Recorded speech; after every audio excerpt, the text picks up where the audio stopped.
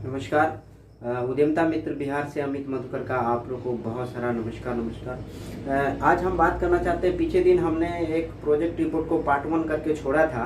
आज हम उस पूरे प्रोजेक्ट को एक छोटे से स्पैन में समाप्त करना चाहेंगे। आपसे सहयोग चाहते हैं कि पूरा वीडियो देखिएगा। बड़ी मेहनत से इसको बनाया गया है। और दूसरी सबसे बड़ी बात है कि पूरा वीडियो जो आज इस बोर्ड पर दिख रहा है उसको हम स्क्रीन पे भी दिखाएंगे।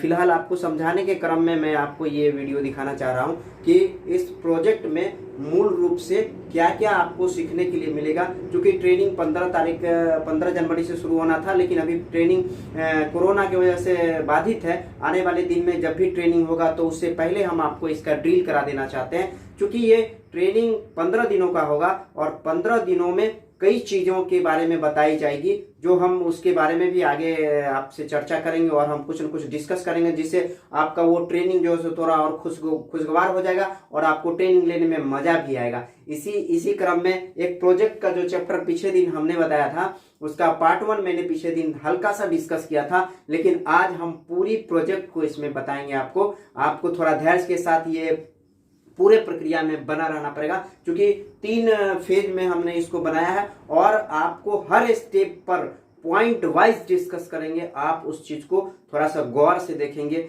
यहाँ पे ज्यादा समय नहीं लेते हुए हम डायरेक्ट प्रोजेक्ट पर आते हैं और क्लियर करते हैं कि ये प्रोजेक्ट में हमें कैसे बनाना है और क्या क्या चीज इसमें आएगा। उस पर हम आइए बात करते हैं डायरेक्ट प्रोजेक्ट पर। एक प्रोजेक्ट का पेज जो है सो 3 पेज का करीब मिलेगा। वही पेज लगभग हम इस बोर्ड पर आपको डिस्कस करके दिखा रहे हैं। हम स्क्रीन पर भी आप उसको पेज को हम स्क्रीन पर दिखाएंगे, जिस समय आपको और ज्यादा क्लियर हो जाएगा। यहाँ पे आपको हम शॉर्ट में समझाने के क्रम में ये बता रहे हैं और स्क्रीन पर एक और प्रोजेक्ट को हम डालेंगे जो आपको देख के एकदम स्पष्ट हो जाएगा कि ये इस योजना में प्रोजेक्ट कैसे बनेगा और कैसे हम लोगों को सिखाया जाएगा। एक छोटा सा ड्रिल करा देते हैं, वो आपके लाइफ के लिए भी जरूरी है और इस प्रोजेक्ट के लिए तो जरूरी है। इसलिए बिहार के जितने लोग हैं जो इस उद्यमी योजना से जुड़े हुए हैं, जिनको लोन होने के लिए सिलेक्शन किया गया है, उन सारे लोगों को ये वीडियो देखिए और देखने के लिए प्रेरित कीजिए, क्योंकि अभी जब तक प्रक्रिया नहीं है तब तक वार्म अप होने के लिए आपको इसका ड्रिल करते रहिए। बहुत अच्छा मजा आएगा। देखिए, प्रोजेक्ट में पहले ही बता दिए थे कि प्रोजेक्ट में आवेदन संख्या सबसे ऊपर में रहेगा। फॉर्मेट के पेज में आवेदन संख्या रहेगा, उसके बाद नाम होगा, परियोजना का नाम होगा, जन्म तिथि, पूरा पता, जिला, पिन कोड, मोबाइल नंबर सहित विवरण डालना पड़ेगा। इसके बाद उसमें परियोजना का प्रकार होता है। आप निर्माण से संबंधित प्रोजेक्ट है तो निर्माण, और सेवा के संबंधित है तो सेवा। ये दोनों चीजों में से किसी एक को चुनना होगा। उसी के अकॉर्डिंगली ये प्रोजेक्ट, पिछले दिन हमने एक मसाला उद्योग का प्रोजेक्ट को डील करने का प्रयास किया था, लेकिन पार्ट 1 में बहुत सारा चीज बता नहीं पाने के कारण हम उसको छोड़ दिए थे। इसमें हम आपको पूरी तरह बताएंगे कि ये पूरा प्रोजेक्ट कैसे हो रहा है। ये 300 दिनों का हमने बताया था कि एक साल में 25 दिन के हिसाब, 25 दिन का एक महीना के हिसाब से 12 महीने में 30 दिन का होता है और 8 घंटा का एक शिफ्ट होता है। उसमें हम इस पूरे प्रोडक्शन प्रोसेस को हम करेंगे। ये पूरा प्रोजेक्ट का ड्रिल है। इसमें हम उसको थोड़ा सा देखते हैं। इसमें उत्पादन कार्यक्रम था जो 300 दिनों तक 8 घंटे तक जो कार्य होगा, उससे कितना प्रोडक्शन हम कैपेसिटी इस यूनिट का कितना होना चाहिए वो हम करते हैं। इसमें दिया गया है कि हमने हल्दी, धनिया, मिर्च, गरम मसाला, मीट मसाला, ये 5 प्रोडक्ट को लेके हमने यहाँ पे डिस्कस किया है। ये एक एग्जाम्पशन के हिसाब से बनाया हुआ प्रोजेक्ट है और इसमें यह भी बताया गया है कि अगर एक प्रोडक्ट 50 किलो बनाते हैं तो 300 दिन में 15,000 किलो होता है, और अगर उसका 100 रुपए के रेट से बेचते हैं तो वो एक साल में लगभग 15 लाख का हल्दी हम बेच लेंगे। उसके बाद मिर्ची में भी मान लेते हैं कि 50 केजी प्रतिदिन के हिसाब से बनाते हैं और 300 दिन यानी एक साल में करीब 15,000 केजी बनाएंगे। उसका भी 100 रुपए का ही एक रेट मान लेते हैं तो वो भी 15 लाख का होगा। फिर आप धनिया भी लेते हैं तो वो धनिया भी 50 किलो प्रतिदिन के हिसाब से लेते हैं तो 300 दिनों में 15,000 किलो होगा, और 15,000 किलो को भी 100 के ही रेट से लेते हैं तो वो भी 15 लाख का होगा। इसके बाद गरम मसाला, वो थोड़ा कॉस्टली आइटम है, हम वो थोड़ा ही बना पाते हैं। मान लेते हैं 16 किलो, 16.5 किलो का हमने यहाँ पे टारगेट रखा। 16.5 किलो के हिसाब से 5,000 केजी बनता है, जो 300 के रेट से 7.5 लाख रुपया होगा।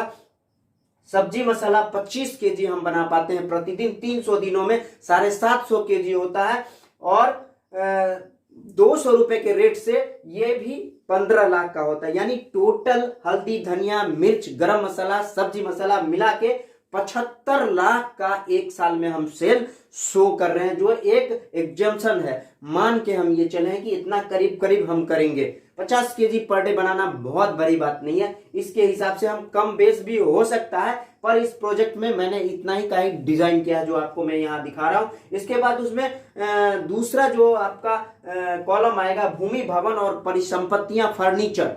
देखिए, भूमि भवन में 2-3 चीज क्लियर है कि शेड बनाना पड़ेगा और वहाँ उसमें अगर कुर्सी, टेबल, बेंच, रैक, डेस्क और भी चीजों का जो जरूरत है वो अगर उसमें डाला हुआ है या फिर डालना है तो उसका रेट भी हम उसको क्लियर करेंगे। भवन बनाने के लिए मैक्सिमम भवन और फिक्सचर के लिए 2 से 2.5 लाख का प्रोजेक्ट रहता है। हम इसमें 2 लाख के प्रोजेक्ट को डिस्कस किए। 2 लाख रुपया हम भूमि, भवन और परिसंपत्तियां, फर्नीचर वगैरह में हम लगाएंगे, जिसमें कि 1.5 लाख रुपए का हम सेट बनाएंगे। वर्कशॉप जिसमें मशीन इंस्टॉल करेंगे वो 1.5 लाख प्लस माइनस थोड़ा बहुत हो सकता है, लेकिन प्रोजेक्ट में हमने 1.5 लाख का मेंशन किया है। और 30,000 रुपए का कुर्सी, टेबल, फर्नीचर का चर्चा किया है, रैक वगैरह है। इसके बाद हैंड टूल्स है, छोटा मोटा कोई औजार है, कुछ सामान है, ट्रे है, बकेट है, बाल्टी है, चाहे और भी चीजें, बहुत सारी चीजें इंडस्ट्री में आती है, वो 20,000 का हमने मेंशन किया है। तो 1.5 लाख का मकान हो गया, 30,000 का आपका वो फर्नीचर फिक्सर हो गया, लकड़ी का सामान या और भी कोई रैक वैक है वो 30,000 का, और 20,000 का हैंड टूल्स या छोटा छोटा इक्विपमेंट जो आते हैं इंडस्ट्री के अंदर में, उसके लिए मैंने 2 लाख का परिसंपत्तियां यहाँ पर मैंने डिस्कस किया है, उसको आपको इस प्रोजेक्ट में डालना पड़ेगा। इसके बाद उपकरण और मशीनरी का चर्चा है यहाँ पे, और एक मसाला उद्योग को प्रोजेक्ट पर हम चर्चा करते हैं तो उस चर्चा के क्रम में आपको 2-3 चीजें आती है। गौर से देखिए किसी फैक्ट्री में कि इसमें चक्की लगा होगा, इंजन लगा होगा, पैकिंग मशीन होगा, अन्य माप तौल का यंत्र, ट्रू टेल्स, मैन्युफैक्चरिंग से संबंधित जितनी भी चीजें हैं वो सारी चीजें इसमें मापतोल से लेके उसका ट्रे, टेबल, रैक और packing machine, pedal packing machine, hand sealing machine और अन्य चीजें वहां पर होती है। लेकिन हम इसमें एक चक्की, 2 चक्की का प्रावधान रखा है जो 40,000 के रेट से 80,000 रुपया करीब करीब लगेगा, और इंजन का एक इंजन 10 HP का करीब करीब 85,000 के आसपास का आता है। एक 85,000 का हम जो सो इंजन लेंगे जिससे वो चक्की चलाने हैं, और एक पैकिंग मशीन लेंगे जो उसमें लगा हुआ मोटर से भी हम उसमें लगा हुआ मोटर से बिजली जनरेट भी साथ साथ करेंगे। वो एक पैकिंग मशीन का ऑन एन एवरेज 1,65,000 के आसपास का आने के लिए काफी बड़ा भी हो सकता है, लेकिन जनरली 1,65,000 का हम इसमें प्रावधान रखे हैं। और अन्य खर्च, अन्य माप तौल वगैरह से संबंधित जो भी चीजें, इंस्टॉलेशन, फिक्सिंग और वायरिंग वगैरह की संबंधित जितनी चीजें हैं, छोटे छोटे इक्विपमेंट, सारे को लेके हमने 70,000 का प्रावधान किया है, जो पूरे मशीनरी टूल्स का लगभग 4 लाख का ये फर्नीचर फिक्सर के अतिरिक्त जो मशीन टूल्स में आ रहा है वो 4 लाख का हो गया। और ये देख लीजिए कि यहाँ पे भवन में 2 लाख और 4 लाख का मशीन, यानी कि कुल परिसंपत्तियां टर्म लोन के रूप में जो फिक्स्ड एसेट्स हैं वो 4 और 2 6 लाख का लगभग यहाँ पे एक्सपेंसेस में आ रहे हैं। उसके बाद यहाँ पर कच्चा माल का मैटर बन, जब भी इंस्टॉल मशीन हो जाता है तो उसको काम करने के लिए कच्चा माल का जरूरत है। जो कच्चा माल के लिए मुझे पैसों की जरूरत होती है वो 3 तरह का आवर्ती खर्च है। उसके बाद वर्किंग कैपिटल में 3 तरह का करीब करीब खर्च है, जो एक कच्चा माल जो उसमें पीसेंगे या उसमें जो भी मैन्युफैक्चरिंग के लिए रॉ मटेरियल चाहिए वो चाहिए। दूसरा मैन पावर चाहिए, उस रॉ मटेरियल को प्रोसेस करने और मशीन को चलाने के लिए जो आदमी का जरूरत होता है उसको मैन पावर बोलते हैं। और तीसरा है कि पानी, बिजली, अन्य बीमा, इन चीजों का जो खर्च होता है वो आवर्ती खर्च में आता है। वो 3 चीज हम वर्किंग कैपिटल से लेते हैं। चूंकि मशीन इंस्टॉल हो गया, मकान बन गया, उसके बाद हमको जरूरत पड़ जाता है पूंजी की, जिससे हम कच्चा माल और मैन पावर और वो बिजली, पानी और अन्य खर्चों को जो निकालते हैं उसके लिए मुझे वर्किंग कैपिटल का जरूरत पड़ता है। और वर्किंग कैपिटल के लिए मुझे 4 और 2 6 लाख मशीन और मकान में लगा दिए, मेरे पास 4 लाख बच गया। और 4 लाख को हम कैसे यूज करते हैं वो देख लीजिए। हम अभी बता रहे थे कि 15,000 किलो साल में करीब करीब बनाए हैं सामान। तो 15,000 केजी के लिए 15,000 केजी लगभग रॉ मटेरियल, उससे ज्यादा चाहिए, लेकिन हम रफ एस्टिमेट करने के लिए 15,000 केजी ही लिए हैं। 15,000 केजी के हिसाब से हल्दी, धनिया, मिर्च, गरम मसाला, सब्जी मसाला सब लिए हैं। पर वो 100 रुपए में बेचे हैं तो करीब करीब 40% माइनस करके उसका खरीदारी होना चाहिए।